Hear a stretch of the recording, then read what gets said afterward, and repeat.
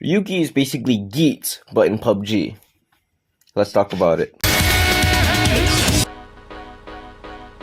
Ryuki has one of the most iconic openings in the Heisei era. The music, Alive Alive, performed by Rika Matsumoto, is one of my favorite songs from the Heisei era that I usually play in my playlist. I usually don't point out visuals in openings, but my god, the visuals in this opening is so clean. The mirror displaying our characters' suits, wow, amazing. Lastly, I don't usually talk about soundtracks in Toku, but Ryuki's soundtrack is on a whole different level, I would say. Or Revolutions and Reborn is so peak. Certified banger. I'll say the cinematography was really simple for its time. I like the rough camera shakes when the characters fight and the tricks they do when it's time to show this mirror world. Another thing I definitely like is the idea of using digital camera in some shots in the show. I think it definitely gives a cool 2000s vibe, knowing the fact that the show was filmed in 2000. So yeah. This is going to be a pain to make, but in the history of the channel, I'm going to talk about 13 writers before these records were broke by Geats or Gaim. I'm only going to talk about the main ones that had an impact in the story, and not going to include the movie characters in the video because that's a whole separate thing. But anyways, let's talk about the characters. Shinji Kido, our main character in the series and a young, unexperienced journalist. Ren Akiyama, the arrogant and tough guy in the series. Yui Kazaki, our main heroism and girl in the group for the series. Okay, let me speedrun the rest of the characters. What?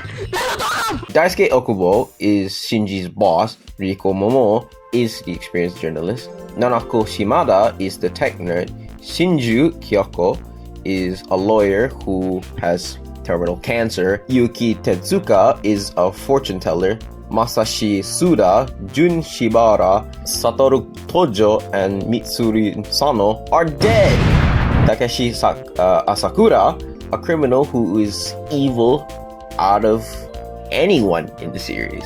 And lastly, Shiro Kazaki, the main villain in the show, who's basically the front man. There's some characters I didn't point out, but I don't want to. Man, Ryuki has probably one of the most characters I've seen besides Geats that I haven't reviewed yet, but Ryuki's characters has a lot of character dynamics with this stack of a cast. So before I talk about the stories, I want to point out 2 points in the show: Kamen Rider and the Orioto Journal. These two storylines are very separated in the early episodes until the few episodes is in where both worlds are colliding. I'll say that the early episodes of Ryuki is very slow, but they try to explain more about this mirror world thing to Shinji, who's new to all of this. But one of my favorite moments is definitely the scene where Shinji got his deck of cards back from Yui, and after that, Ren's reason to fight other riders is to save his girlfriend. I find it interesting how everyone except Shinji, who got their deck of cards by Shiro Kazaki, are fighting for something that's one day they'll get rewarded, while Shinji got his deck of cards by Yui are fighting for people's protection. Shinji doesn't care about a wish, but cares about other people's protection. And I find it interesting, especially in the episode where Shinji was fighting Zolda and he thought he accidentally killed Goro, and then we found out that that's not true and Hitaka was just fucking with Shinji. And for the entire episode, we just see Shinji going through a spiral of guilt and how much he fucked up. Shinji is probably one of my favorite characters when it comes to being a main character. I really enjoy Godai's character because he's one of my favorite characters who tries his best to inspire others and save people because he values life, while Shinji is very similar to that, but he's not perfect and the environment that he's in doesn't help it as well. Godai had people around him who knew him and willing to help him, while Shinji was in a writer war with people who either had reason why they had to fight other writers, or just they just want to fucking kill each other. Do I think Shinji is naive? Yeah, but that's part of who he is. I think that's why his dynamic with Ren works. They both are complete opposite to each other, sometimes have moments where you can clearly see some influence between each other. Ren is a genuine proper rival writer in my opinion. Sometimes he will help Shinji, but at times he will fight when he needs to. And I think that makes him a proper writer in my opinion, as well as Hitaka. At times he can be a huge knobhead, but sometimes you have to remember why he keeps fighting. He has a terminal illness that can't be cured, so it makes sense why he wanted to win so bad. But then you have Takeshi Asakura, Kamen Rider Oja. This guy is just the definition of evil. This guy will kill you with no apparent reason besides that you made him mad. For fuck's sake, he was in a burning car and got slimed with his mirror monster poison, but still didn't die. This guy is basically the reincarnation of Dio Joestar. Asakura had a lot of interesting ideas when it comes to his backstory that didn't ever get in the cut or get changed. I can't really explain it in this video, but I highly recommend watching Marco Tatsu's Kamen Rider's Iceberg. He talked about Oja's original backstory in the director's novel for the show, so check it out. But in the show, when Ryuki found Asakura in his hideout, he explained that everyone treated him like a dog.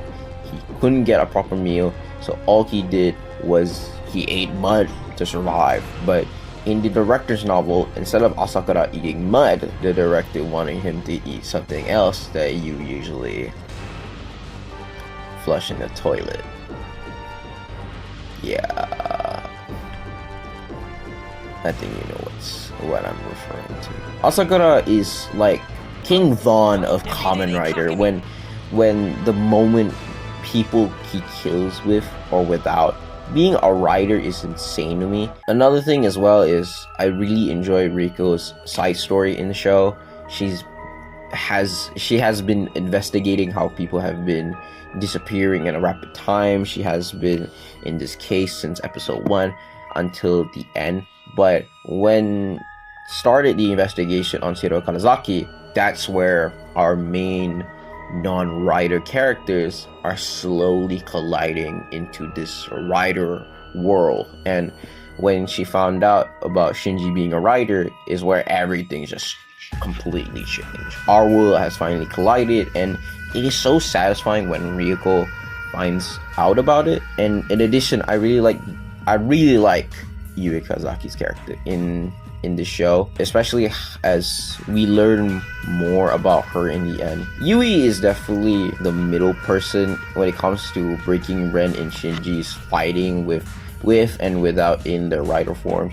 She definitely brings some balance into the cast, honestly, but honestly it's sad that in the entire show she just wanted to find answers about her brother and his disappearance, but then she finds out that her brother created a game for her so she doesn't disappear from the real world, and it results he's killed many innocent people because of this game.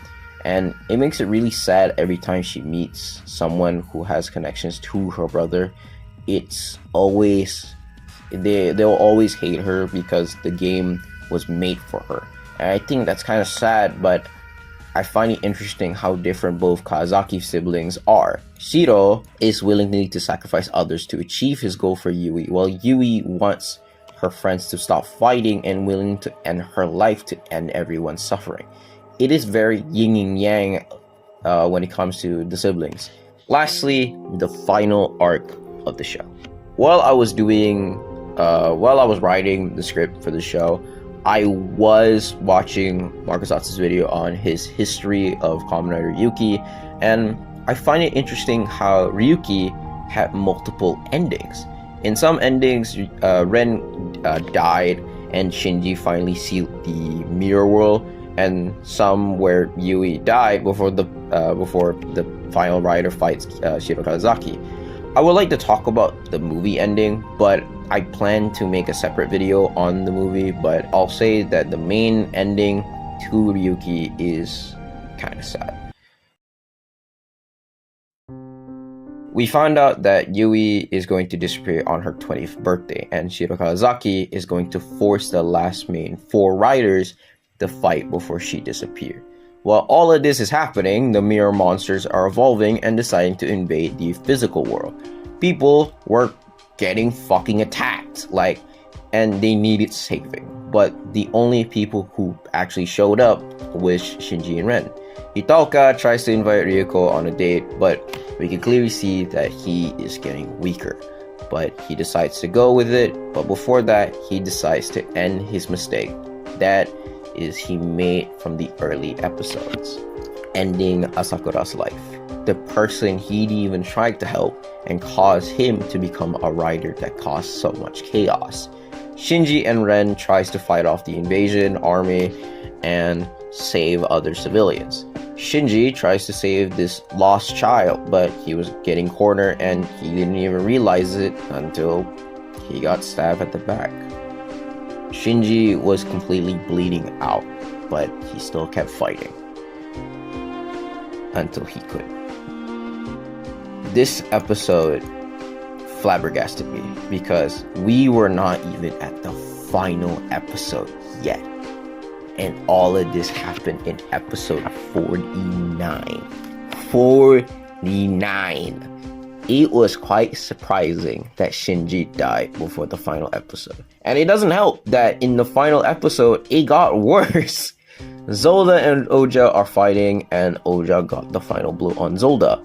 But something isn't right. Asakura wasn't fighting Hitaoka. He was fighting Goro. While Hitaoka, unfortunately, he died from his terminal illness. All that fighting for him to achieve that wish to live again in the end, he died to the thing that he tries to solve. Asakura, on the other hand, got executed by the police by sniping him, while Ren was finding the last rider, Hoden. He was struggling, but he achieved it. He got his wish, but after he gave his ring to Eri, he lay down on the floor. No response. Ren won, but at what cost? Daisuke monologuing about the mirror world and the riders while he was writing an article about it to, reveal it to the world. He gave a powerful quote that genuinely defined these riders. In these battles, there is no justice. All that's behind are people's heartfelt wishes. And I think this quote really defined this whole rider battle. This show isn't about good or evil story, but more about people trying to achieve something that is impossible unless it's a wish, a miracle, you would say. Of course, some characters had evil intentions, like Scissor and Guy, who wanted power for themselves, but others wanted to get this wish to use them for something for good. Raya wanted to end the rider battle. Tiger wanted to become a hero, but his way of being a hero is kind of wrong. Emperor wanted a better life, and he kind of did, but only a week, so it's kind of sad. Hitaoka wanted to be cured by terminal illness, and Ren wanted to save Eri.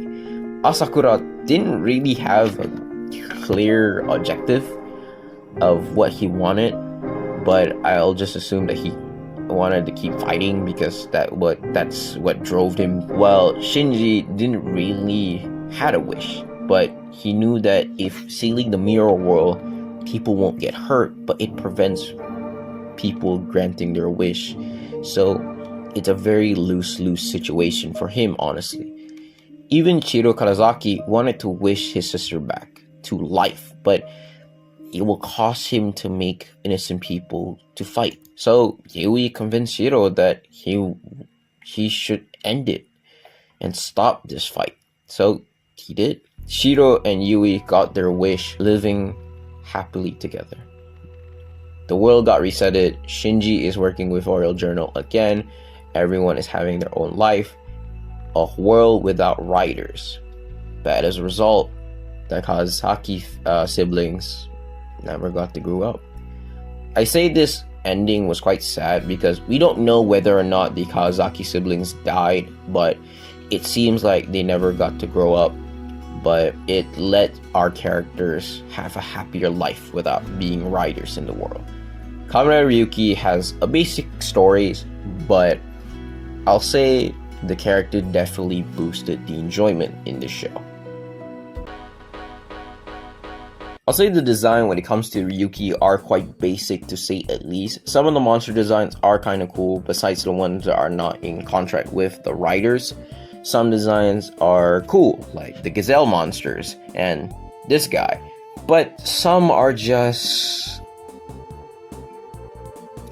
questionable to say at least. But I really love the contract monsters more because they look phenomenal. I really like Ryuki and Oja's monsters because they look good, and I like the idea that after you're in contract with these monsters, you cannot stop fighting, because if you stop fighting, your contract monster will start eating you alive. If you stop feeding it, it's like a fucked up Pokemon. I find it interesting how they can't just stop fighting, because if they do, the contract will find them.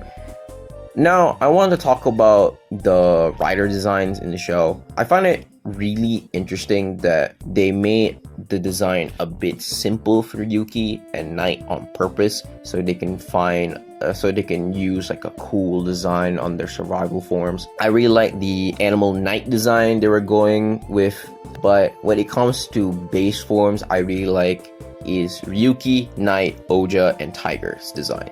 Knight has a very close design to an actual like European knight, but Batman motif that makes it so much better. But I have only one issue, is that Knight often doesn't have his cape because he only uses it as a finisher. So yeah, Oja and Tiger's designs are just so cool. When it comes to being base forms, I like that the unique design that they gave for these two. And then you have Ryuki. I like the big red eyes that they gave him to cover up with this like type knight armor, while having his like whisker things he has. But I like that his survival form, they extended it even more, and I really love his survival form. The red, the black, and the gold are just a perfect match.